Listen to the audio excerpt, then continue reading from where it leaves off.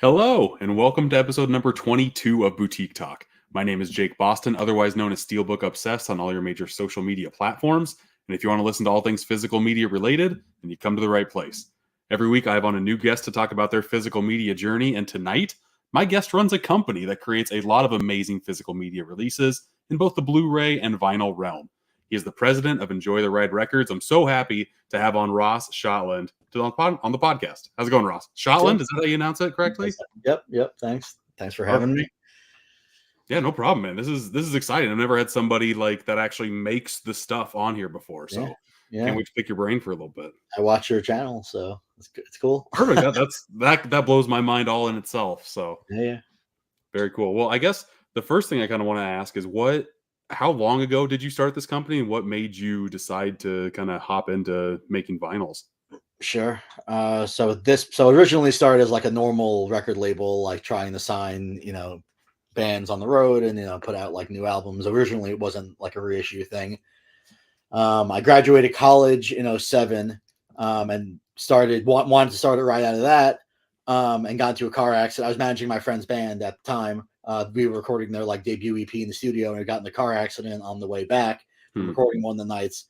And then I ended up injuring my hand, and they got a little bit of money, and that ended up actually kind of funding the label, and that's partially where the name came from. It's semi like a play on words or right. Yeah, that's cool. Whatever. But that said, like I always wanted to open a record label like before that, and that was the plan regardless. I just didn't have. I had some money, which I thought would be enough, but after doing it for a while, it definitely would not have been enough. So I guess everything kind of happens for a reason. It's hard to know otherwise how it would have went, Right.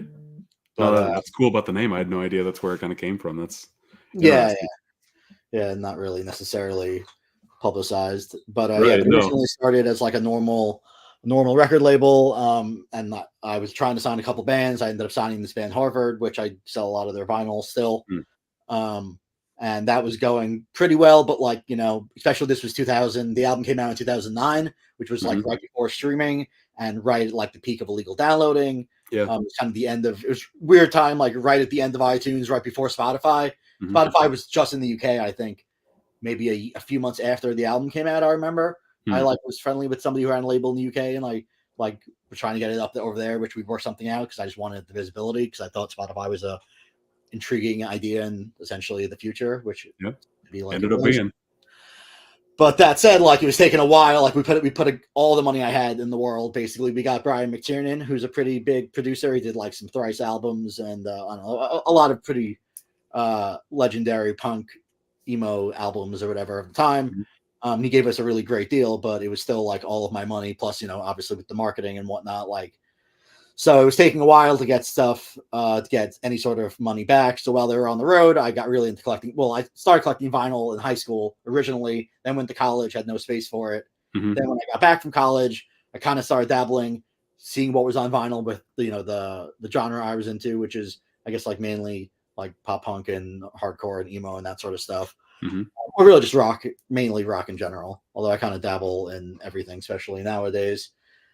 But that said, I started noticing like most stuff I wanted wasn't on vinyl, or was, impossible to find, or really expensive, or whatever. And that's when a light went off. And another label at the time actually just put out the Blink-182 albums on vinyl, which I think was the first time. And it was a company I never heard of. I looked it up. It was a kid like around my age. It was kind of, I was like, you could just do that. It was kind of just like right place, right time when nobody was really doing it.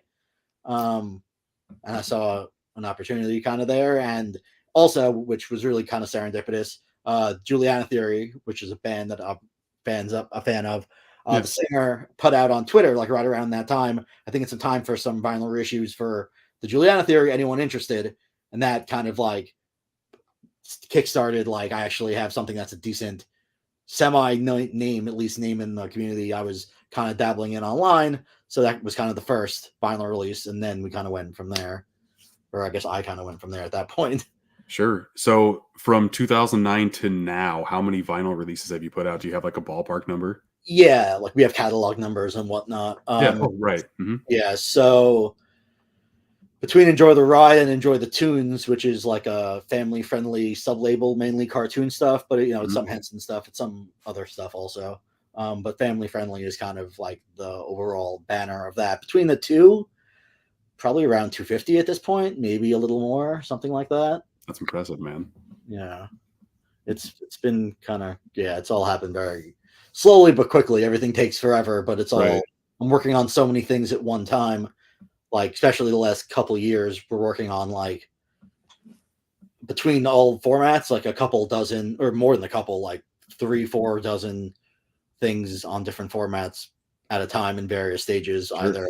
either just getting a license or coming out in a couple of weeks, and we're prepping with social media stuff and descriptions and whatever that is. Well, yeah, when it comes to the social media side of things, I feel like you guys are a well-oiled machine. I learned about you guys through your Blu-ray releases, ETR Media, and ever since then, I've been a big fan of your company because everything you release is just top-notch, high quality, and that includes your social media stuff. I mean, every week it seems like you're promoting something new, whether Thanks that be so a much. vinyl and a Blu-ray or just a vinyl. I think you have a new vinyl coming out every week, don't you? Since the last couple of years, yeah. Like last year alone, I think vinyl wise, we ended up doing maybe, well, including represses. So whatever, just something one way or the other, probably like, over 50 or 60, 70 or so. So on average, some things we double up, but give or take, especially like if you're just kind of browsing and not in the company to really pay attention. Yeah, give or take almost every week. Right. So I guess my next question would be: you kind of honed in on the craft of making vinyl. How did you decide to make the jump from making vinyl to actually like going into the movie realm and start physical media with Blu-rays? Sure. So all of that kind of happened, happy accident. So we did the Green Jelly. The first ETR Media release was the Green Jelly Sucks Yeah. documentary. Previous to the Blu-ray, we did the vinyl soundtrack, which essentially was just like a live greatest hits or whatever, which at the time was a documentary that, as in the documentary, it's like a full show basically, and we used that as like a live greatest hits. But the documentary had only been released on Kickstarter digitally and on VHS Hmm. by the director. So I was like, this should be available like on a disc and like a format most people could potentially, I guess not most people, some people could potentially use. And I was like, can we make like a DVD that'll, come with the vinyls, like added incentive, like people can actually, have access to it that way. And he was Hmm. like, sure. So we did that. And we know Vinegar Syndrome from going to MondoCon and just our relationship in general with Mondo is at least the first time I was familiar with them. I'm guessing that's probably the first time they were familiar with me also. We were pretty close, Hmm. like table wise, and kind of looked at each other's stuff or whatever. But yeah, so they reached out to me. I think originally they reached out. No, I reached out to them because we were working with Vincent Gallo on Hmm. um, the Brown Bunny Right. and Hmm. whatever. There's a whole other story there. But regardless, we ended up talking because of that. And ultimately, he was like, I saw you put out the Green Jelly thing. Could you get the right to Blu-ray? We're doing these partner label things. I think it'd be a cool release. Would you be interested? So I reached out to the director who I had a relationship with, and that was kind of how that happened. Just right place, right time. I ended up talking to them for something else, and it just kind of came up. And then we had also done Commando Ninja. We'd done the soundtrack and kind of same thing. They were Hmm. like, get the rights to the Blu-ray. We would put that out if you have a relationship, which I did. So work that out. That was the next one. And then that was the next one. My Nightmare on Elm Street, Scream Scream Queen. Queen. Yeah. Yeah. Hmm. That one was a pretty random one where I saw that on Shutter because we put out. Yep, there you go. Here, I'm gonna show it off a little bit while you talk about it because this release is phenomenal. Like this is the one that I wanted to watch this doc for the longest time, and then I saw the physical media release. I'm like, yeah, I have to own this because it looks so gorgeous. Awesome. Yeah, I love how that one came out. Hmm. But yeah, that one I saw digitally on Shutter and thought it was really great, and then started following their account, and then they posted that there was a really cool physical media version, but it was like, what country was it? I think it was Brazil. It was a random country, and I Hmm. was like, but it was I think it was region free, the disc, I believe. So I reached out to them asking if we can carry that to sell in our store, and ultimately they were like, the shipping is going to be absolutely insane.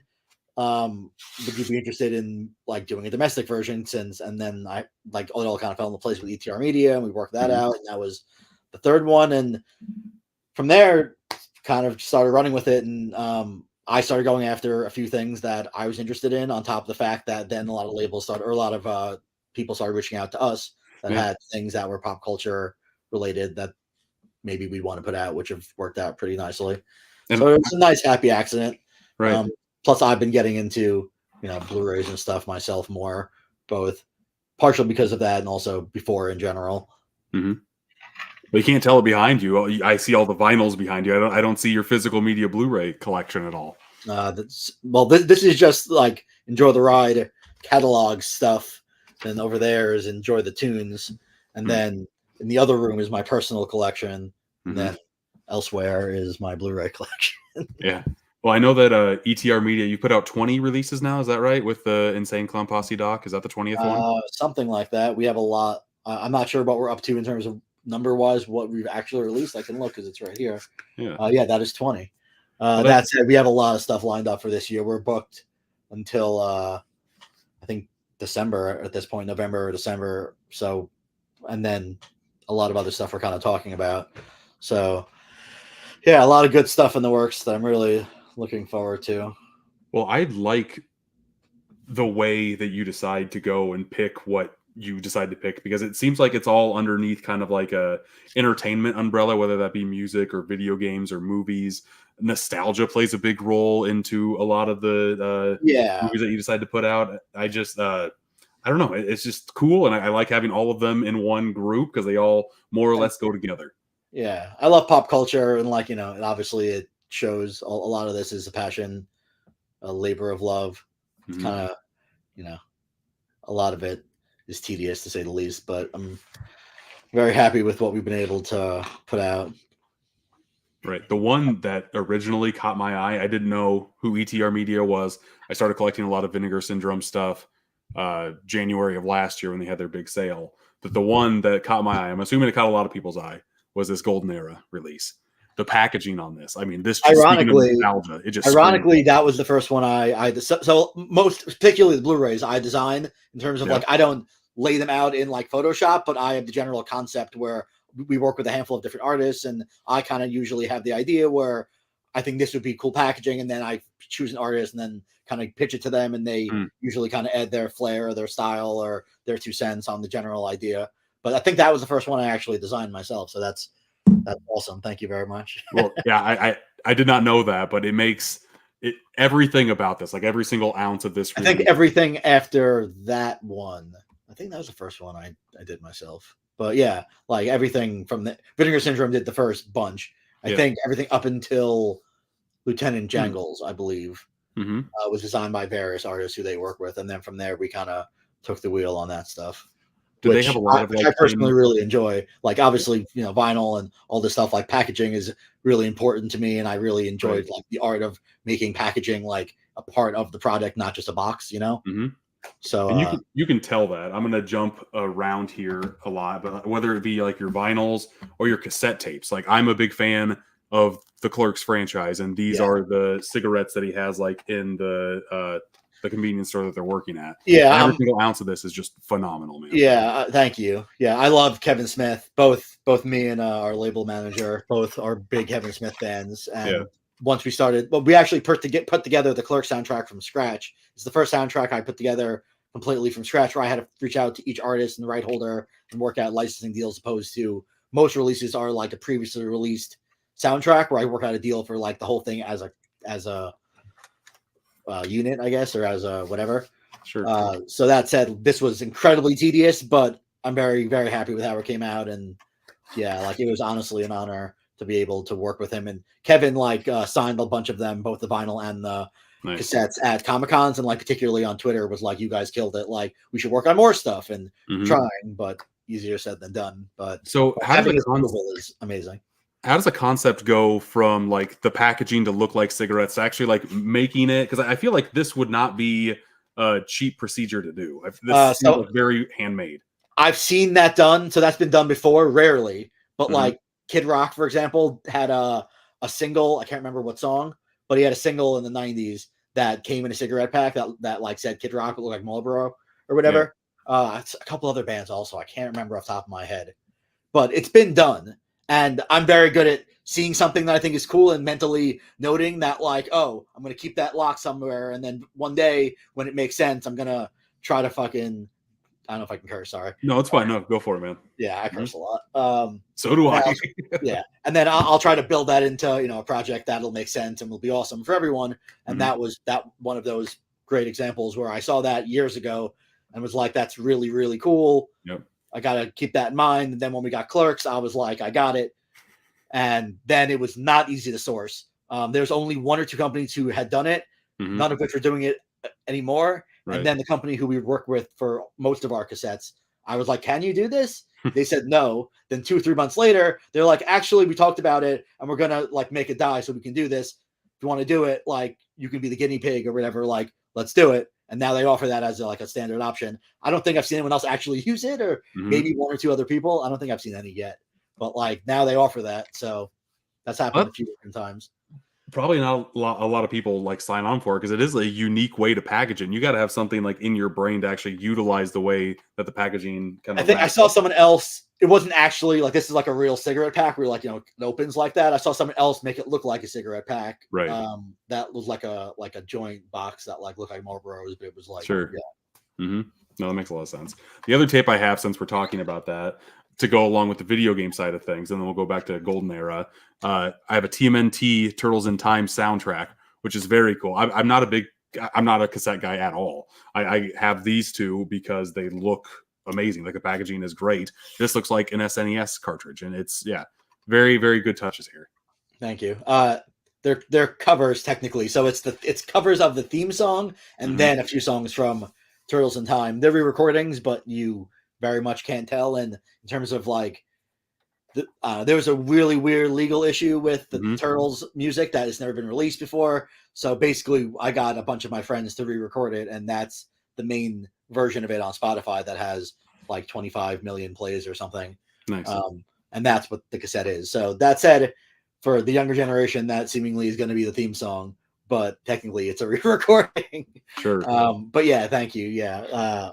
I'm 38, so I grew up, with Nintendo and SNES particularly. SNES, I think, is probably arguably my favorite system. Right. I don't know. One of them for sure. Yeah. And yeah, like I like having, creative ideas and being able to repurpose it. And then obviously seeing it come to life is really awesome. And seeing people like you appreciate it is even better. Back when I was a kid, I would go to arcades a lot. And back when they were like filled with shady folk and cigarette smoke and all that stuff. And this was the first game that I actually beat in arcade. So like having this in the collection, very, very cool. Definitely one of, for me, I'm not sure if it was that or Simpsons, but one of those multiplayer beat 'em ups for sure. Right. X-Men. Pump in probably like $30 worth of quarters to beat it. But yeah, did not matter. It just was the best feeling in the world to see those credits roll. Yep, absolutely. One game that I played a lot as a teenager was N64 and GoldenEye 007. So I'm assuming you saw this doc, wanted to get it, and you kind of made that happen. You said this is the first one that you designed. I'm assuming you're a fan of the game as well? Yeah, for sure.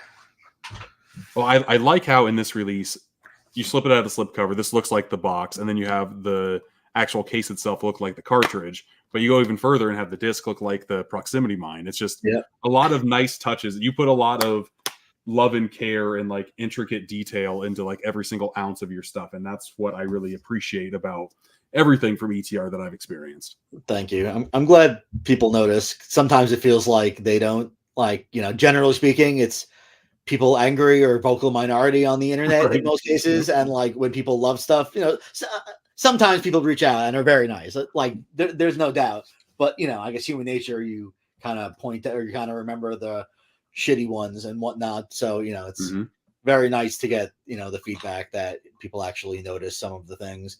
Cause like on, especially on like some of the vinyl releases, there's things that like we hid that we advertised or we like kind of showed that like people don't really care or notice. We're like, there's like, hidden grooves on like the Ace Ventura releases where like if you lift up the needle, like there's like some dialogue from the movie and stuff. Wow. And in the inner grooves, on like the dead wax rather, like after the grooves actually stop, there's like some like extra whatever. Like that's normally cool. There's like inscriptions of like the catalog number or whatever, you can put like little messages there. So Mhm. like for Ace Ventura again, particularly, at least on the first pressings, I'm pretty sure on the repress also, it had like lines from the film and stuff That's like awesome. written in. Yeah. We've done that a handful of times, and then people kind of never noticed or never really cared, and we kind of just forgot about it. Mhm. But a lot of stuff does have really cool little details, particularly the Ace Ventura releases. Both Ace Ventura or the Ace Ventura Pet Detective Mhm. was the first. We'd done soundtracks, but that was the first like I guess Mondo-esque style where like it was new artwork and it was drawn. It was a piece of art where that was the first one that I really kind of like designed.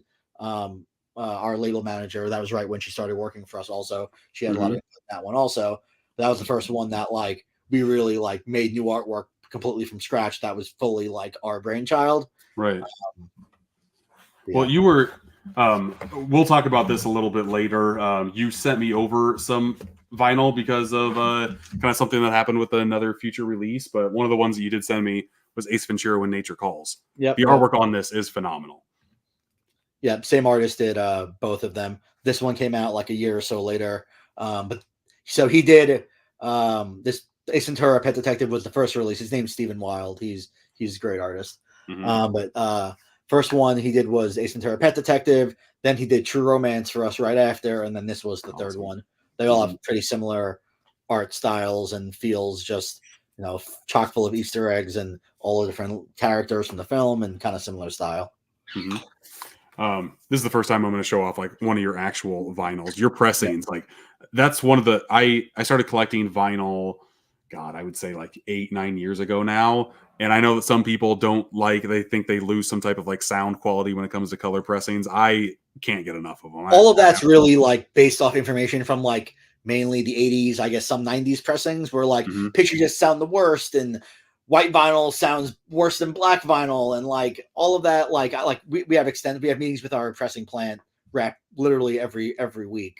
Mhm. And we do all sorts of crazy stuff. I'm generally first in line to try the newest thing that they offer. I always have been. I've been doing that for 12, 13 years. To be honest, it's crazy to think like when I started doing the vinyl, which the first vinyl release was December of 2010, Mhm. people weren't even doing like colored vinyl, let alone splatter. Like the first time I saw splatter, my mind was blown, and I literally seeked out the plant who made that particular record, and I've been working with them ever since, and that's been 14 years, and they do so much more now, and that's all the norm. But when I started doing this, a color variant was rare, let alone having multiple color variants in one run was like almost unheard of. Like, Yeah. not like it's not like it never happened, but like it was pretty rare. And now it's like beyond the norm. Now, if Correct. there's not multiple color variants, people are like, what the fuck? Why? Yeah.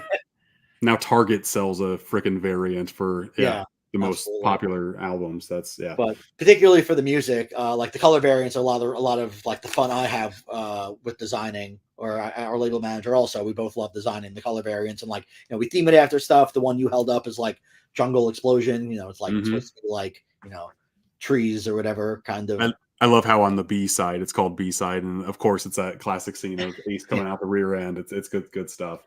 But Yeah. I honestly did not notice that the hidden grooves were inside of this. And I don't know if I can get the reflection right, but I Yeah, do see yeah. those lines on there. There It's we always go, the hard. It's grooves. always hard to see that. Yeah, very cool. I have not popped this one in yet, but I am very excited to do so now and kind of let the sucker keep on playing. Yeah, it's a fun score. It's a lot of crazy African sounding music. Right. Let's see here. Since we kind of touched a little bit about this, I still don't really know how this happened. I think you said that you kind of became inspired for a release from an Instagram post that I did. So, like I said before, in general, like, I just kind of like lock things in my head that like, oh, like that could be cool. And like, I kind of saw that and thought it was just like an overall cool, I guess view or whatever. Yeah. But sorry, I interrupted you. Go on. Oh no, it's all good. Back when Family Video was going out of business, I held up like my last stack of movies that I purchased from them, and I just held it in front of the video store. You guys got the rights to a movie called Everything to Entertain You, which is the story of video headquarters. And you decided to kind of take my inspiration of the picture I used and use it for cover art on an actual physical media release. So I think this is the coolest thing ever. Yeah, I'm glad you love it. Yeah, like, there's been a lot of we've released a few different like VHS related docs, and a bunch of other different companies, particularly on OCN, have Mhm. released a bunch also. So like, it's not the easiest to think of a new concept when you've already done a couple in the same vein. So Right. yeah, I saw your photo and I thought it was a cool image of just like in general, like you can kind of do something with the overall like scope of how it was done. And then that release happened. I don't remember if I saw the image and saved it or if it just happened to be very serendipitous where it was like you posted it right when we were talking about doing it or something. Right. I don't remember, but either way, yeah, I'm glad it worked out and came out really awesome. And then also, with the slipcase with the wrap art, it like kind of is the Right. same thing where it's a stack, Mhm. but it's a stack of they also sold VCRs and TVs and Mhm. DVD players there. So just like a stack of actual DVD players that they sold there. So we were sent from the director, who was awesome and very, very helpful, Mhm. and very like he approached us and like loves physical media, and it all works Nice. out really awesome for everyone. But he had like a lot of really awesome archival stuff, as you probably saw in the doc. Yeah. But he sent us like actual circular ads from like the 80s and 90s of them selling actual TVs and DVD, VHS, Mhm. whatever player. So I sent that to the artist and was like, we should try to use these actual models in the concept for the wrap, so it's Right. all authentic. And I believe that's what was done. Yeah, it's a very striking image on here. I got a chance to watch every single one of these movies, and Awesome. the one thing that kind of like calls out to me, one of the main reasons why I collect physical media is because of the bonus features that are on side of it, because Me that just too. is like a lost art Me, almost. Because when you watch something digitally or on Netflix or whatever streaming service, you watch the movie, that's about it. You kind of have to dig a little bit in to see if they have any extras, and more often than not, they don't. yeah, Um, Specifically with this release, there are so many really cool extras on everything to entertain you. Like there's an extra making of where the director goes in depth really on talking about the process.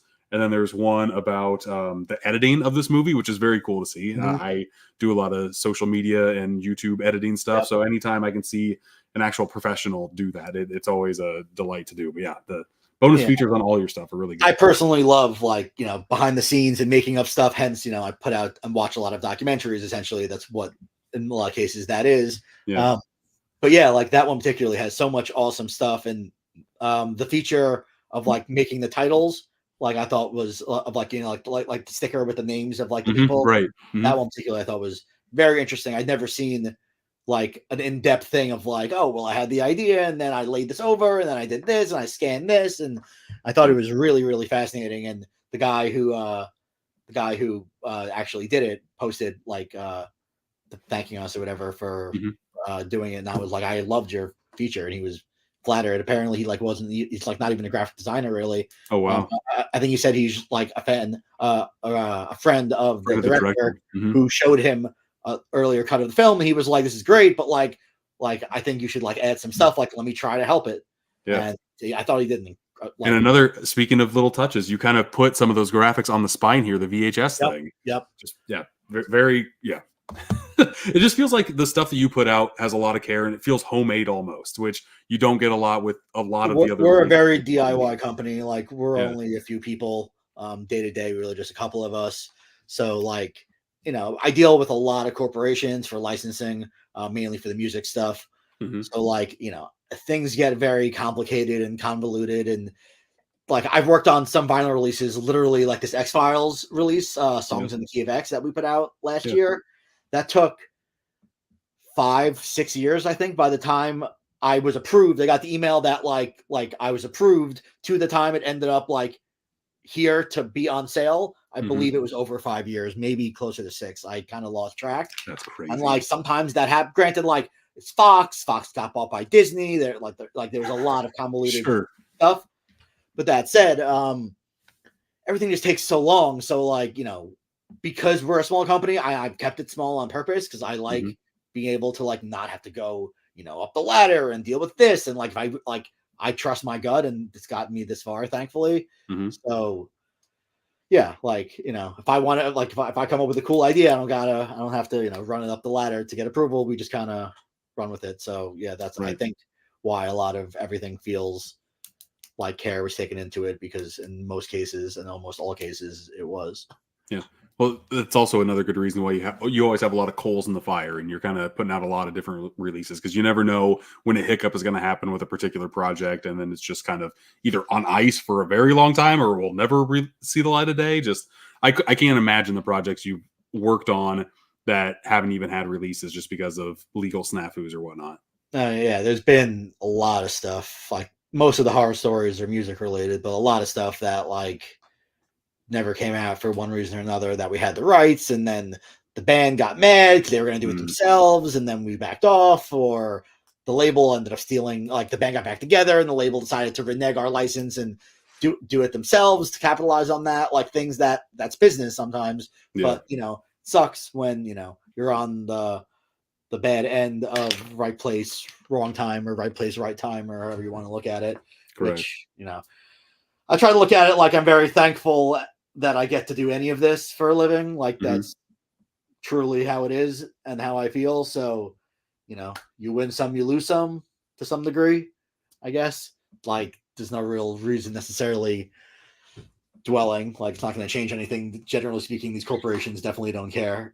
So like, well, I am kind of curious. One of the titles that you released that kind of caught fire, right place, right time type of scenario is like one of the actual like non-documentary movies that you put out, and that's for the Outwaters. Yeah, there's a couple of cool things with this. Like number one, like there was a lot of hype with this movie when it came out. A lot of people wanted to see it, but then you also partnered with Screambox on this release. Do you have any background you'd like to share on like how that kind of came to light?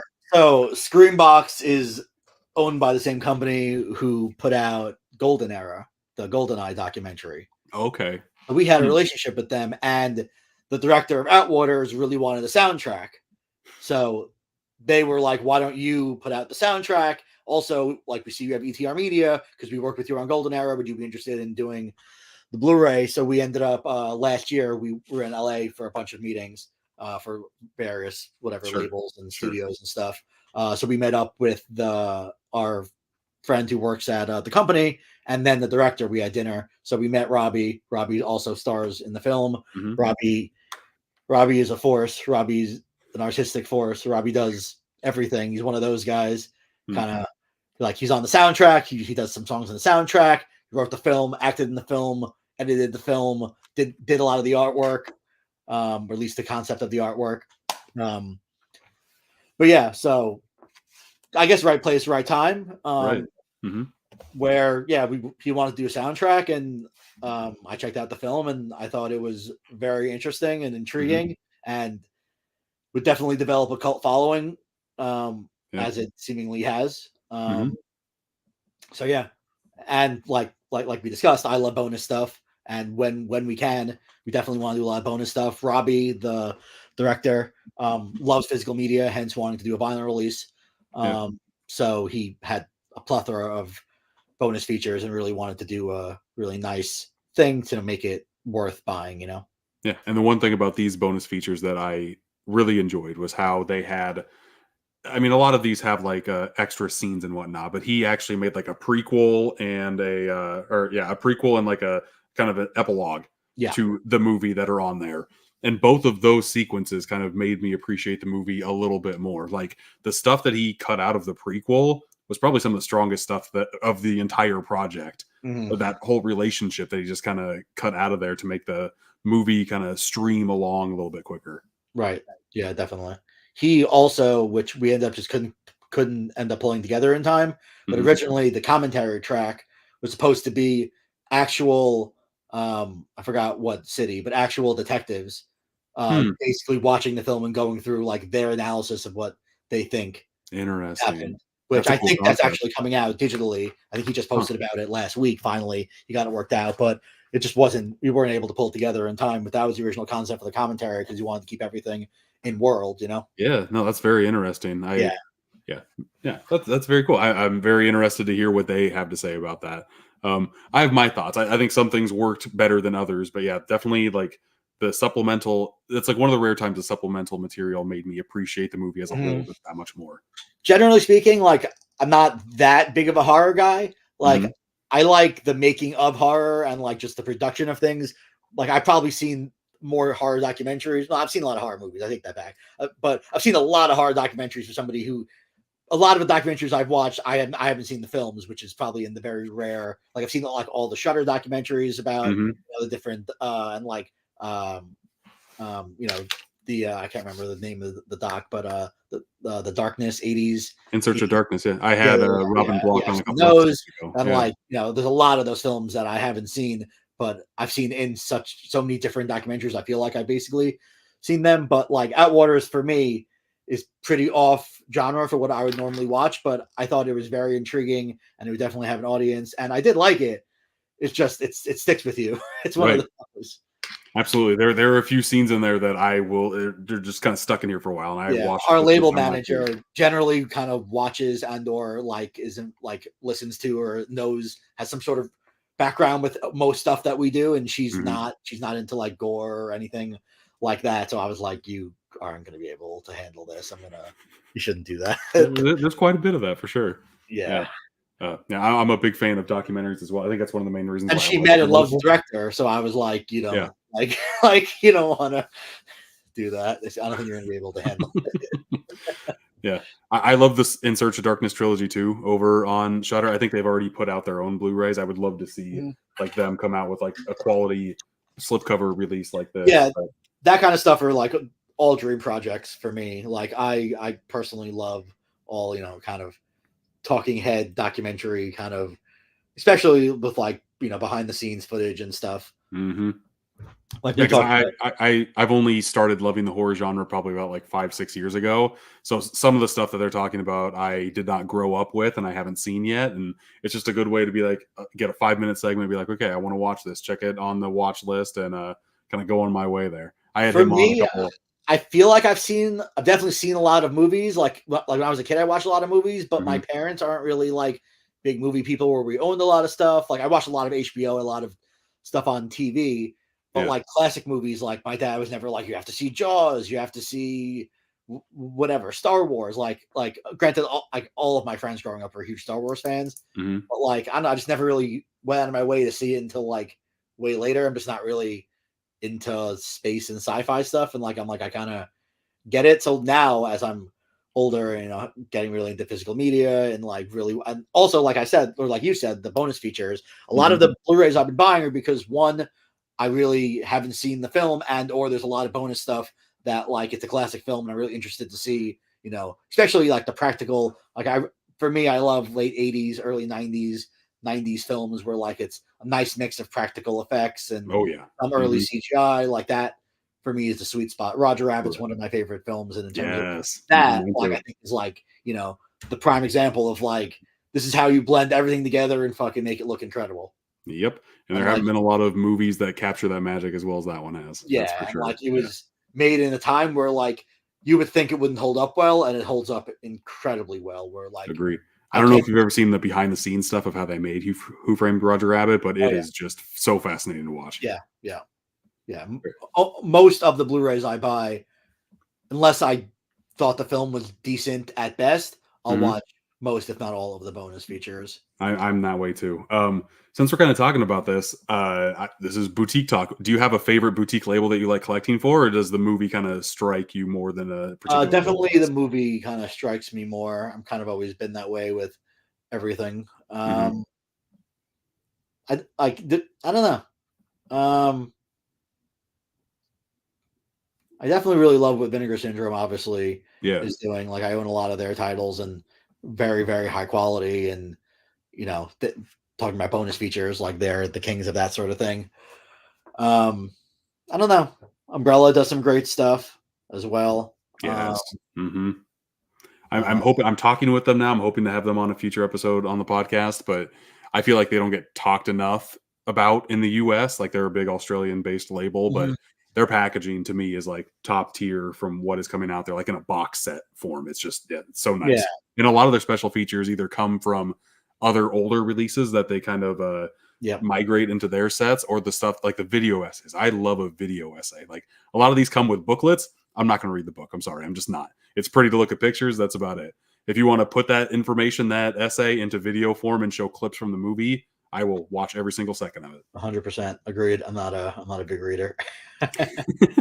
No, I have too much watching to do. I can't read. Sorry. Right. Yeah. Well, let's continue going down the line. We talked about one N64 inspired packaging that you did. You recently came out with one for the Tony Hawk Pro Skater documentary, pretending I'm a Superman. Again, the packaging kind of mirrors what you did with the 007 one. It's still just as good. I can't get enough of these.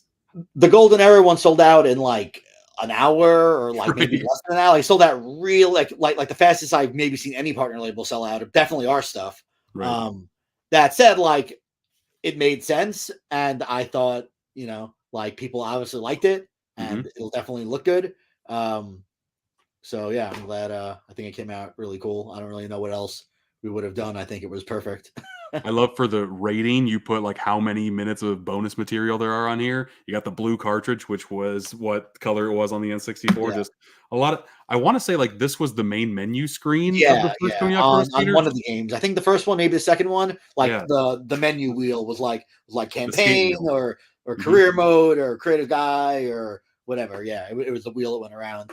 For years, I've been wanting to do a vinyl soundtrack of the Tony Hawk. So that was always my concept for the center label, is to make it look like the wheel. And we're actually in the process of possibly doing that. It'll be a documentary. It'll be a soundtrack to the documentary. So it'll be like a weird little loophole. Sure. But I've been working on it for a while, like close to a year. I mean, that's what a lot of people have memories of these games for anyway, is like discovering music. So that would be a great reason to release a vinyl. That's a no-brainer. Yeah, it's a dream project, and like there are a few bootlegs of like the album, but like no one's done a legitimate soundtrack, and like that's a dream project for as long as I can remember. Absolutely, yeah. So almost there, not definite, but fingers crossed. Yeah, we talked a little bit about Spotify. There are a plethora of Spotify playlists of like Tony Hawk Pro Skater songs. But yeah, it'd be very cool to actually like put a needle to that and actually play some of those on. Yeah, nice setup.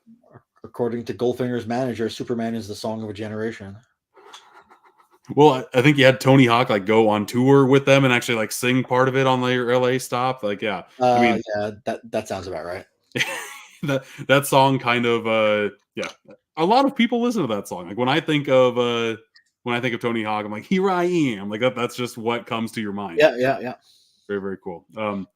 Staying on the vinyl track, you guys are a vinyl company. That's how you started. You released a documentary about vinyl collecting and just the habit. I think if you're a collector, you will enjoy Vinyl Nation quite a bit. It just kind of encapsulates what that feeling is, like the group mindset community of collecting. I think Vinyl Nation does a great job at doing that. Yeah, thanks. Yeah, it seemed to make sense. Like at that point, I think we done one of the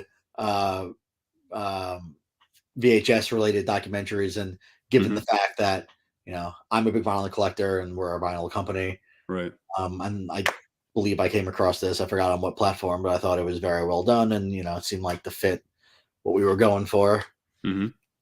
Our label manager is actually on the slipcover. She's one of the people on the slipcover. Oh, nice. Yeah. One of 3 people on there. Yeah. I regret not drawing myself in. Right. Yeah. I did not do. I probably should have. If you're designing the thing, why not do that? I don't know. No, I could see how that can feel kind of weird, but yeah, it's out there forever now. I got a art. I think she might have designed that one. I'm not sure. I think Michelle might have designed that one, our label manager. Oh, gotcha. But regardless, right.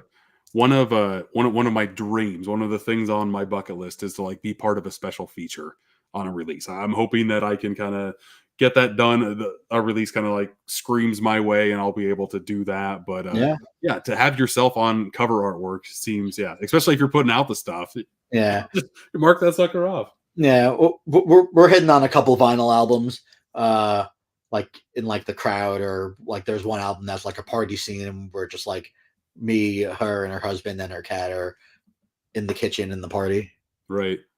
Yeah, I always like the covers that kind of remind you of like a Where's Waldo, where you can just like look at it for 10, 15 minutes. Personally, as you could probably tell, well, I guess not necessarily as much on the Blu-ray stuff, but in general, that's the kind of art that I love, like montagey poster art with lots of different characters and lots of stuff going on. Agreed. I usually kind of like that stuff, depending on how it's laid out and whatnot. But like makes that's sense. the Ace Ventura art, essentially, like the cover art. There's a lot of characters, a lot of stuff going on. It's very vibrant. That's for damn Yeah, sure. the more you look at it, the more you kind of see some cool stuff. That's what I go for. Kind of maneuvering over, talked about vinyl pressing stuff. How hands-on are you with that? Have you ever pressed it yourself, or have you always just kind of gathered the rights and had another company do that for you? I've been at, I've worked with at this point like 10 different pressing plants probably over the years. At this point, we kind of work with the same few depending on the project. Some of them are domestic, some of them are overseas. For some of the projects domestically, yeah, I haven't physically pressed it because like it's all like big heavy machinery, but I was there when it was being pressed and seeing it getting shrink wrapped and stuff. I have somewhere, here we go. I have, so vinyl starts as like a little puck, right? Yeah. Yep. And then they smash that down. So like this is our Fall of Troy. I don't know if you know they are the Fall of Troy. They're like they were in Rock Band. They're like a crazy guitar, fast guitar, crazy solo band trio. We did a bunch of their stuff on vinyl early in the catalog, like first 30 releases. A few of them were theirs, and this was one of those. And yeah, like this like gets smashed down. So I saw, and then like they gave me this, which is cool. This is the only one like this I have out of the hundreds of releases. Like I don't really have the raw stuff, but yeah. And then I have this also, I guess, from one of the releases, is like the actual like the plating. Oh, that's cool. Yeah. How heavy is that? Huh? How heavy is that? This is like aluminum. So oh, really? Yeah, it's pretty flimsy. Huh?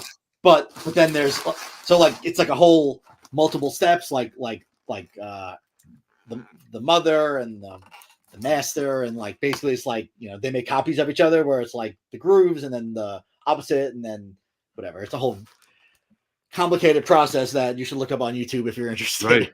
No, but, I mean, but that said, like the opposite of that is way heavier. Is like very heavy. I have one of those somewhere also, but that's very heavy. And then that is the aluminum, which they use for like I think 1,000 or a few thousand, and then they replace it. But the other one, which is way heavier, is like the one that makes those.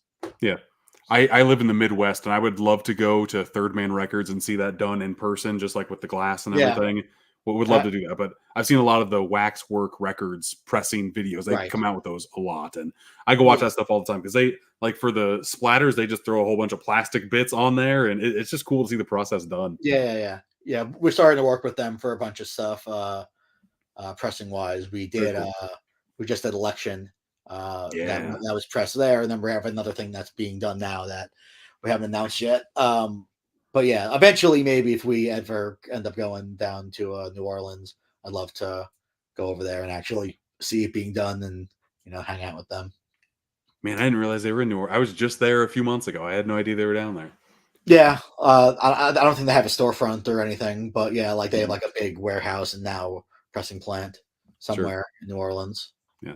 Very cool. Like I said, I could watch that stuff being done all day just to see, because every one is absolutely different. Like you could try to replicate it, and it's just very hard to do, especially with the splatters and stuff. Well, yeah, in my opinion, that's the beauty of all of this, particularly I guess with vinyl. Like that's one thing with Blu-ray you don't get, where like each disc is the same exact face or whatever. But particularly that's why I love color vinyl, where each one is a unique piece of art, like technically, which we always put a disclaimer because like people over the years have emailed us being like, hey, like mine doesn't have enough splatter on the right side, I'm so disappointed, it's not like the photo on your thing. So for the last at least 5, probably closer to 10 years, at least 5 years, we have a disclaimer that's like each record is an actual photo. That too, a lot of companies do pre-orders and do mock-ups, and as a customer, like I hate that. I hate it coming out nothing like it was advertised. So I thankfully, once I got to a point where I didn't have to take people's money in order to make it happen, I purposely made a point to, there are no pre-orders. Like we wait until they're in hand. We take actual photos of the actual thing. And then we put a disclaimer that each record is a unique blend of whatever colors. This is an actual photo, not a mock-up, but it might not look exactly like this photo. Yeah. and that seems to do the trick, thankfully, for the most part. Some Right. people just hate the world and want to be angry. Gives them something to scream about. Yeah, for sure. Yeah. In this space, it happens a lot. But yeah, just let them yell into the void. It's fine. When there's, I don't know, when there's a lot of people, like, that's like, inevitable. The more people that are paying attention, someone had a bad day, Right. You never know. someone's just a dick. Like, you never know. Yep. Nope. Totally get it. Yep. If they want to vent, And, go after and it. I don't have sometimes, to. like, I deal with most of the customer, most, if not all of the customer service, and most of the social media, at least the Wow. comments usually. Yeah. So, like, I try responding, and I try being, in general, I try treating people the way I'd like to be treated. So, like, usually people are like, yeah, I was wrong, whatever. Not usually. A lot of the time, people kind of dial back because they don't expect them to, like, actually be a person responding to them, being like, Right. well, actually, like, this, and this. And they're like, oh, yeah, that makes sense. Sorry. No, sometimes you're just having a bad day, and then like if you respond a couple hours later, you've cooled off and be like, "Oh yeah, sorry about that." Yeah, Yeah. human nature. What do you do? Sometimes, yeah. Right. Um, going back, I guess talking about music, it kind of makes sense to do this documentary next. This one catches a vibe like no other movie in this set so far. Low Sound Desert. It definitely catches like a community aspect of just kind of jamming out. Yeah. Just a group of punks more or less just gathering, and That was the first one this that I movie is a kind of, vibe. that was the first one that I went after, I guess. So the first three were Green Jelly, which happened because we already did the DVD, Commando Ninja, which we did the soundtrack, and which was the third? The third was Scream Queen, which I watched and wanted to buy the Blu-ray, but it was like, I think we were saying before, kind of got sidetracked. It was like a Brazilian pressing, and the shipping was more expensive than actually getting it. And eventually, I was like, why don't, like, could we make our own? We have this ETR Media thing. Could we work out a deal? And that was kind of how that ended up happening. But this one was the first one that, like, I was like, oh, like, this is going to be a thing. Maybe I should try, like, going after some docs that I like, that I think people will be into. This one is actually our worst selling one, unfortunately. It's our worst selling release to date. But I think it's great. And, like, Queens of the Stone Age is one of my favorite bands. And this is basically about the scene where they came up from. And they're basically the only real mainstream band that came up from that scene. So I kind of understand now. But I figured at the time, like, we'd be doing more band documentaries or music related documentaries, given the fact that we were the only record label with a thing. Makes sense. But then this one didn't seem to do that well, and whatever. But that said, like, I think it's great, and yeah, like, I love Queens of the Stone Age, so I think it's a very, very interesting look on that whole scene. And particular, like, it's, in the middle of the desert, they were having generator parties, and, like, pool, empty, yeah, pool. like, Yeah. yeah, it's definitely a vibe, like you said. Right. To go along with like the selling factor of these, OCN Direct is kind of infamous with their partner labels to make 1,000 copies of a pressing. Do you know off the top of your head, like percentage wise, how many of your titles have gone sold out as opposed to kind of like sitting in inventory? Not definitively, but we've done, if you count the one that just came out, the United States of Insanity. Yeah. That's the 20th release. I don't think we skipped any catalog numbers. I would say at least half, probably more like half to 3/4. That's not bad. Probably like 13, 14. I could probably go through and tell you which ones aren't. You don't have to do that. I was yeah. But overall, like, considering, I think it's a pretty good track record. I don't really know what like, I don't pay that much attention to the other labels in terms of, like, if they sold out and what they did this month. I definitely take a look at what's coming out, but I don't really look at their sales. So I don't know, like, percentage wise, how everything overall does for most people, but I think it's going pretty well, I guess. But yeah, I think he did 1,500 of Green Jelly, because that was one of the first partner label releases. Oh, sure. And that was when I think they were like, maybe we should stick with 1,000, and then whatever. Green Jelly, I think now is almost sold out, though. Just took a couple of years. Sure. I think the 1,000 copy number is kind of the sweet spot for it to like, hey, if you want it, here it is, buy it in the first month. You're Right. more or less guaranteed to get it unless you have something like Goldenera and it sells out exactly insanely. Just like just like the vinyl stuff, like it's it's hit or miss. It's hard to really know how high demand is. Like I think I have a good idea of like I think some people will want this.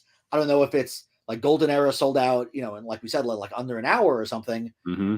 I don't know if that was purely because the demand was that high for the doc or the art or a combination of the two. But like obviously, if we knew that, we would have made more. Mm-hmm. I think just people's nostalgia feels for that game in particular and the way that you designed the artwork for that slipcover. I think it's the combination of the two that people are just like, oh my God, I want this. Yeah, I agree because as a consumer, I fall into that very often where I kind of want this, but it looks really awesome. So yeah, fuck it. Yeah. Sometimes it stays in your cart. Sometimes you check out real quick. Right. Yeah, we have a lot of really good stuff in the works, like in terms of pop culture documentaries and packaging and stuff. OCN is pretty strict with actually giving out announcements or anything. But next month, you're good. Yeah, next month we have like a wrestling related thing. Nice. WrestleMania happens to be next month, so it's not WrestleMania related or anything, but we purposely. I know you guys didn't put this out, but Canadian International Pictures put out the Bret Hart documentary that sold out very quickly too. So I'm a very big long time wrestling fan, particularly wrestling documentaries. Oh yeah, Dark Side of the Ring. I don't know if you were familiar with that. Good stuff from Vice. Yeah, I've talked to them many times about trying. Like that's like a dream project for me. Sure, I do think and hope one day it will happen.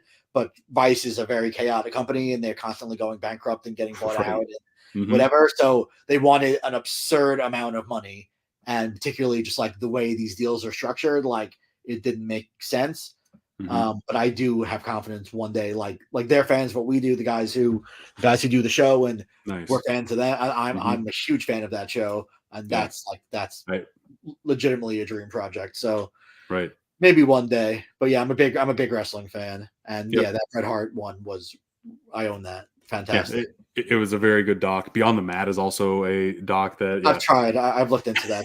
That's a great project. I think it's owned by one of the major studios, possibly Fox. I don't remember, but generally, I haven't really worked with any major studios in terms of any of this stuff yet. I do all that with the vinyl, all these corporations. But like I said, it takes so long and convoluted, and I like having control over the art, and like the more the bigger titles you get, the more complicated it gets with facial likenesses and like Vinegar Syndrome has a lot of those kind of things. Like that was, I'm sure, part of the reason. I don't know for a fact, but I'm sure a lot of the reason why the Showgirls release, like the slipcase, didn't have any faces. It was like the Vegas neon lights because when you start dealing with big corporations and big names and big whatever, things take forever and get either never ending or just overly complicated.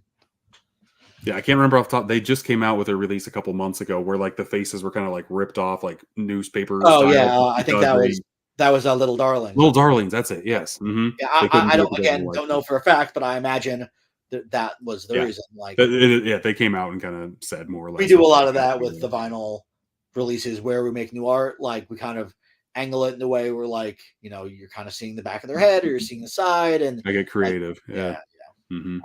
Everything's kind of a case by case basis. Sure, and we always do the best we can when we can, but sometimes that's either it comes out or it doesn't, and you got to make some sacrifices. Well, one of the ways that you're also creative with your releases, I don't own this one. I plan to here shortly. That Slopes Game Room. YouTube compilation almost of a lot of like video game reviews that he has done. How did that come about? And are you kind of looking at the YouTube space to kind of see if physical media kind of makes sense for more things? That's the kind of stuff that I watch on YouTube. Like, again, like I guess it's not necessarily a pop culture documentary, but it basically is a pop culture documentary about a thing. So I follow a lot of those kind of channels on YouTube, both like film and video games. So I've been following him for a while, probably like 5 years, give or take, and watch a lot of his videos.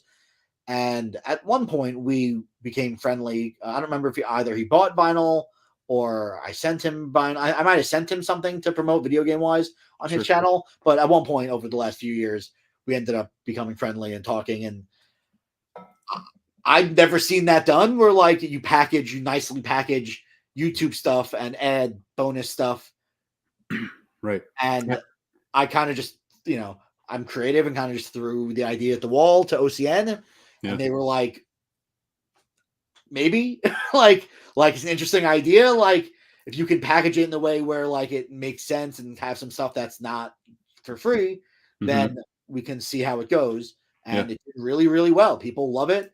You don't own it yet, but when you get it, please open it and check it out. Like the menu itself is fantastic. Like it's the guy who Slopes himself, DJ Slope. He kind of set us up with the guy who did the menu for that one.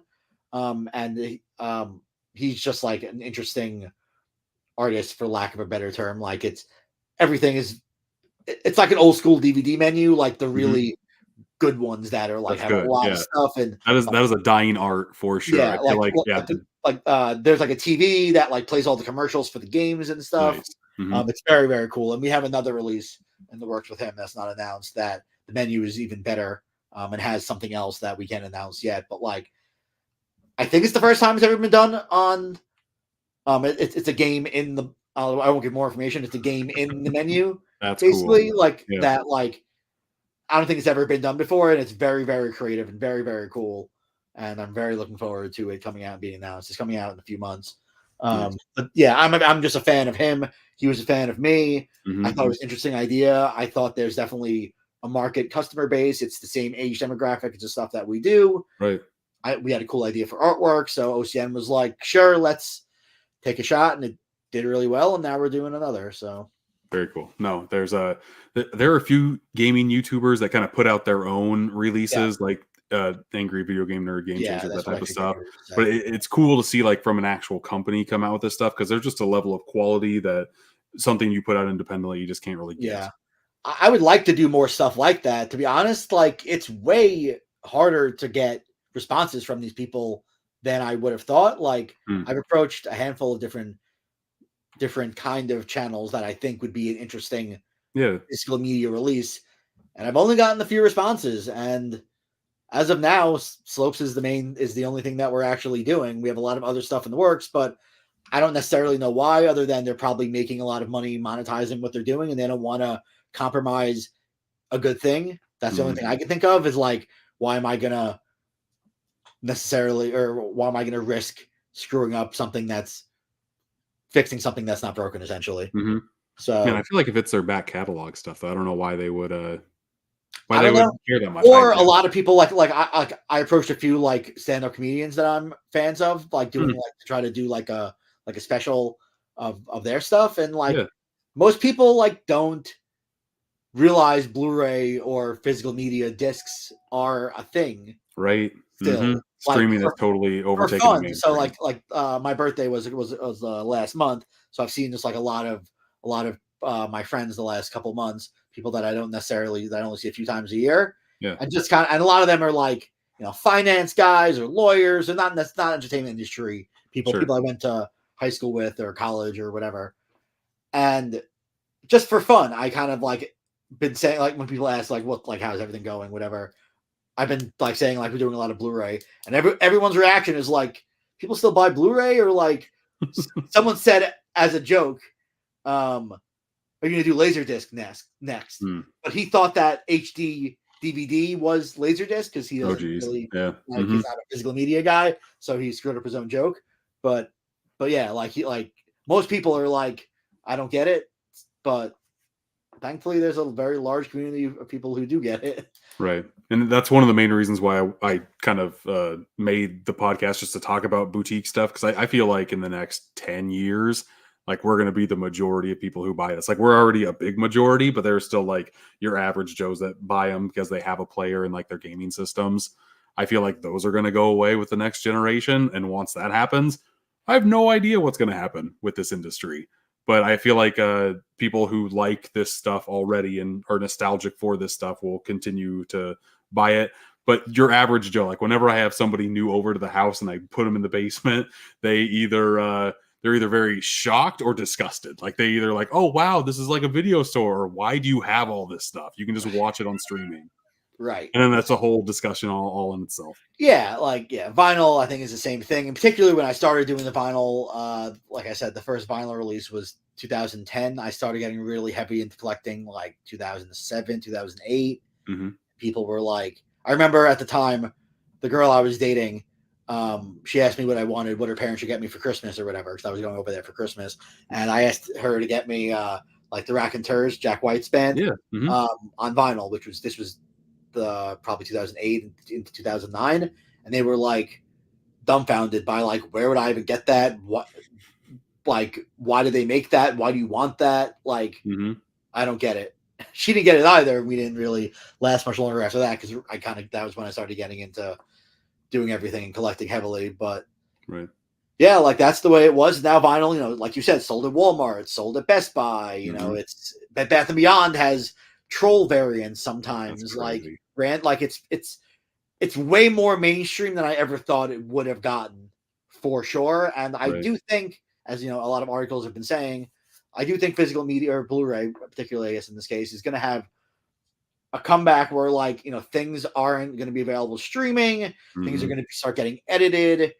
You know, the quality, the prices are going to go up, because I think, like, already, I think Paramount Plus and I forgot which other platform is gonna combine, and then I'm sure they're gonna raise the price. And you know, when they combine, they end up cutting a lot of the catalog because they want to have stuff to roll out later on. And you know, like that's how things go. And I think people are just gonna get sick of like, oh, I have to spend $20 to rent this on Amazon, or I could just, like, particularly like the non-boutique label stuff, like just going on Amazon to buy like a general normal Blu-ray. Right. Some stuff is $6, $10. Yep. Like a relative expensive thing is 20, 25 if you're getting just like the standard general version. That's like your average. And like for me, like that was how honestly I got a lot back into the Blu-ray stuff over the last few years, because I started doing a lot of the soundtracks and stuff.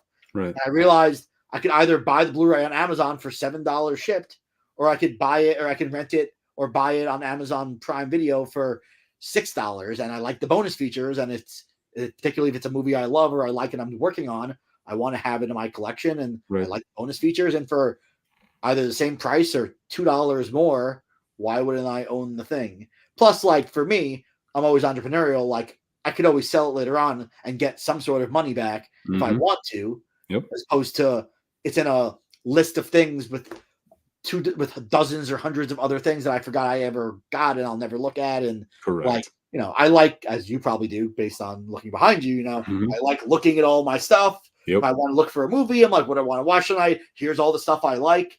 I can be like, oh yeah, I haven't seen this in a while, or I don't really remember this, or whatever.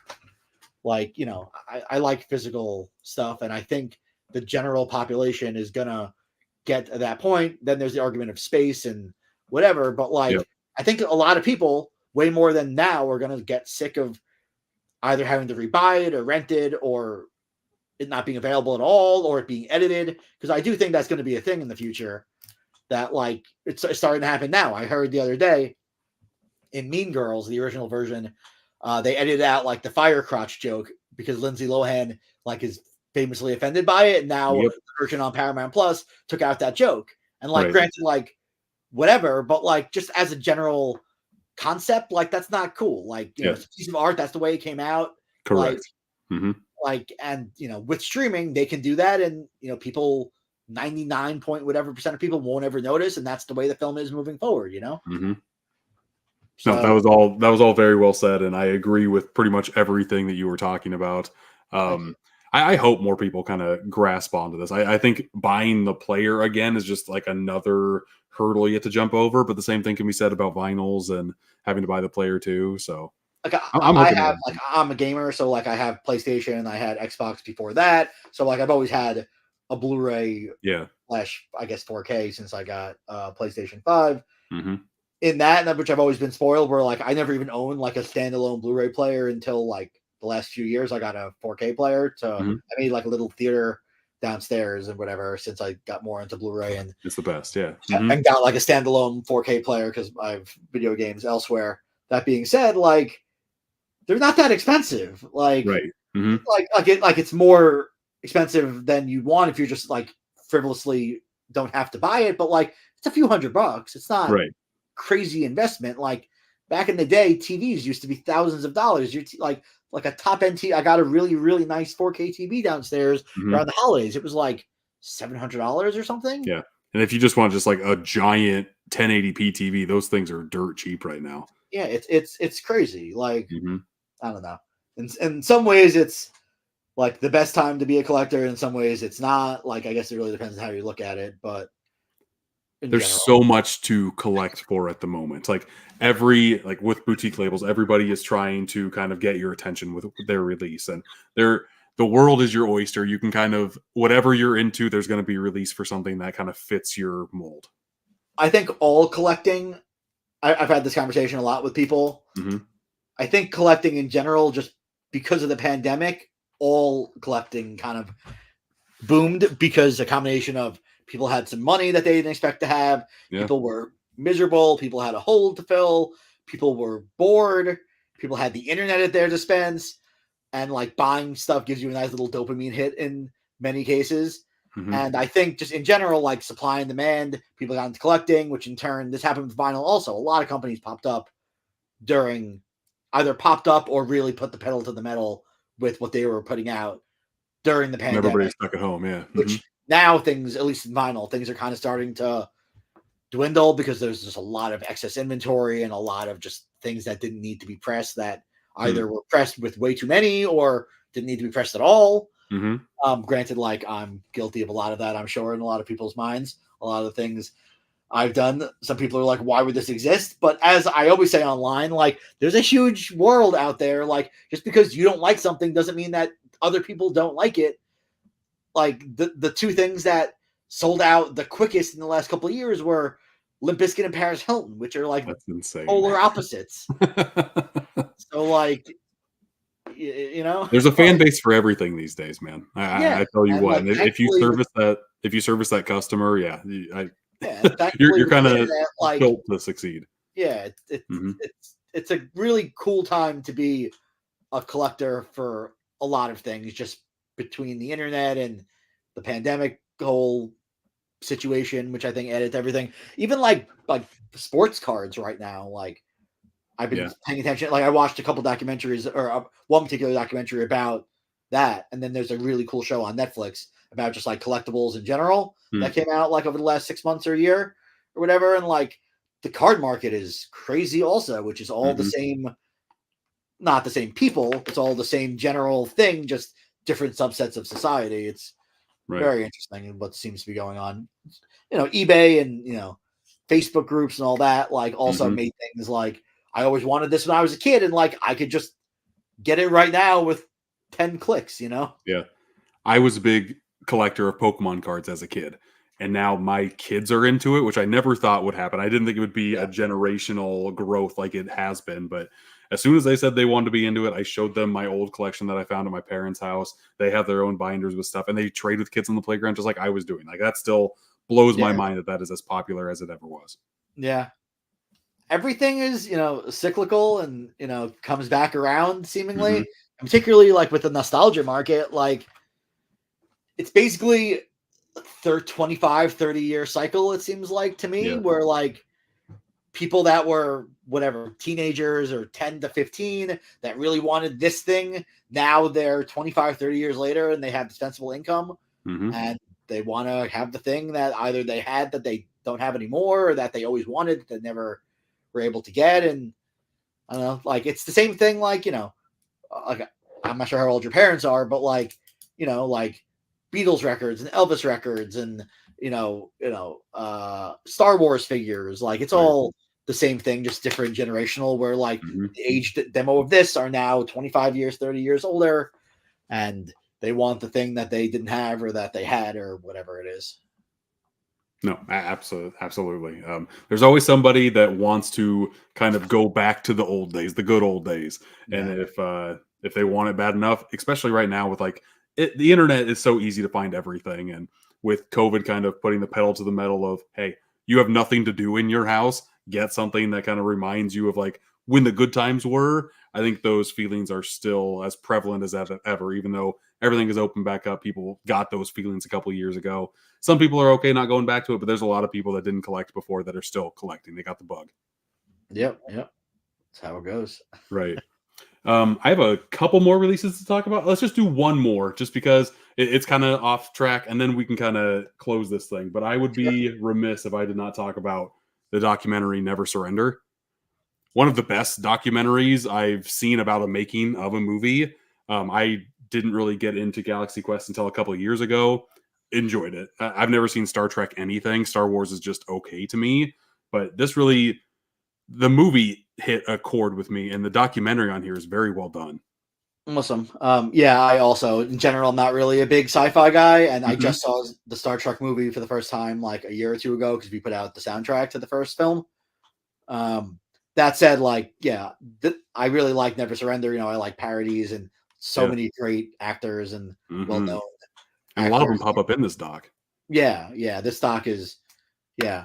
We have another one coming out that has like a lot of huge names, but like this, you know, Tim Allen and Sigourney Weaver, and this is a really great one. And this one was very fun to design. Also, the box, the slipcase. Well, obviously that is based off Star Trek. Right. The slipcase is based off like almost exactly a Star Trek. I forgot the name of the ship. Enterprise. Yeah. Actually, is it the Enterprise or is it one of the other ones? But whatever. It was Enterprise. Yeah. Well, I forgot which box it is, but whatever. Based off the toy box from the 90s model kit, from right? One of the Star Trek things, like the exact layout, the exact background. It's very cool. Just kind of, you know, homaged a bit. No, I thought it was a very good touch, and I had to touch on that before we ended. But I'll just kind of go over your vinyl releases, and if you just want to throw like a sentence out there to be like what your thoughts are either on the movie, like you say you're not a big horror guy, but this release of Bride of Chucky is beautiful. Yeah, I do really like Chucky, particularly Bride of Chucky is my favorite in the series. We put out the Child's Play 2 soundtrack also. Yeah. But yeah, no, this is like comedic horror, I guess, particularly Bride of Chucky. Absolutely. So like I watched that a lot on HBO or whatever channel, probably HBO. I watched a lot of HBO when I was a kid.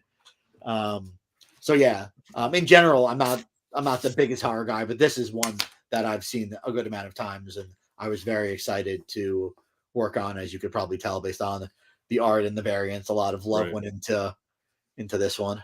I would be remiss if I didn't show this vinyl off in particular. This is one of the most pretty vinyls I have in my collection now. This thing is amazing. Yeah, those came out. It's always very hit or miss on how things come out, because I try to do something that hasn't been done, or at least a little bit different than that's been done. And with vinyl, that's kind of tricky sometimes. I think both me and Michelle are kind of experts on how things kind of come out, but the blends of colors very often do not come out how you expect. So that one is one of the better ones for sure.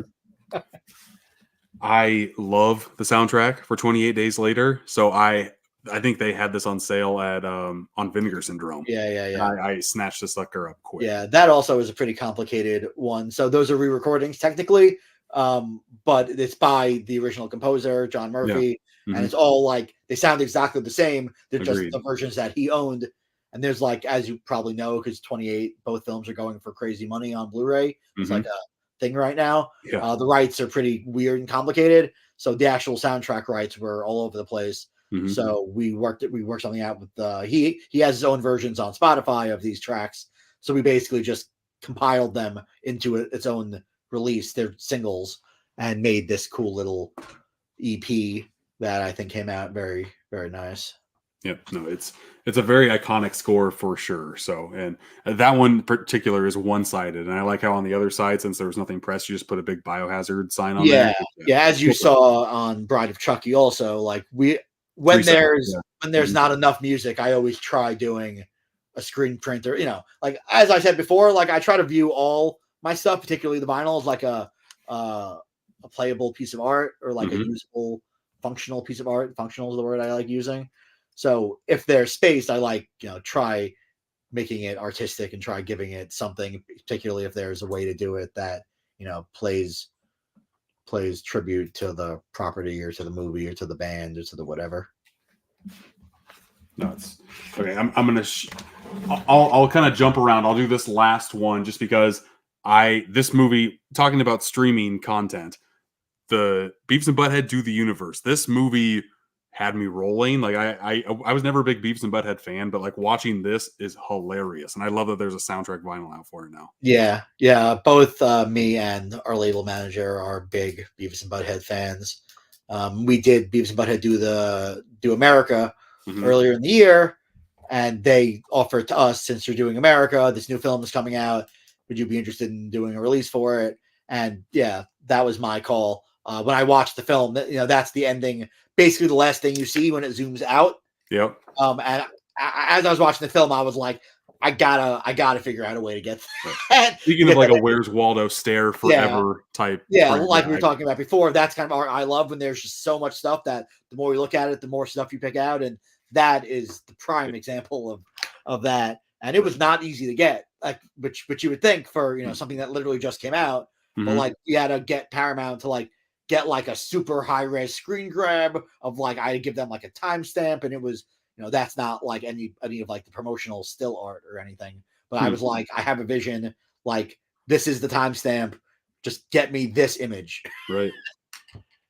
Well, it worked out, man, and it looks great. And for anybody that's a fan of the franchise, especially like I opened it up, I'm like, oh my god, this is amazing. I love how you guys included that in there. Yeah, and we worked with both John Frizzell, who's the composer, and Mike Judge directly on it, which was also a dream come true. Same thing with Kevin. I have a signed jacket somewhere over there by Mike Judge, which is really awesome. Yeah, that's great. Well, very, very cool, man. I think we're good on time and stuff. Is there anything that you would like to kind of plug or promote? I have your link to your website in the description below, but if anything else you want to kind of talk about and time. Not particularly.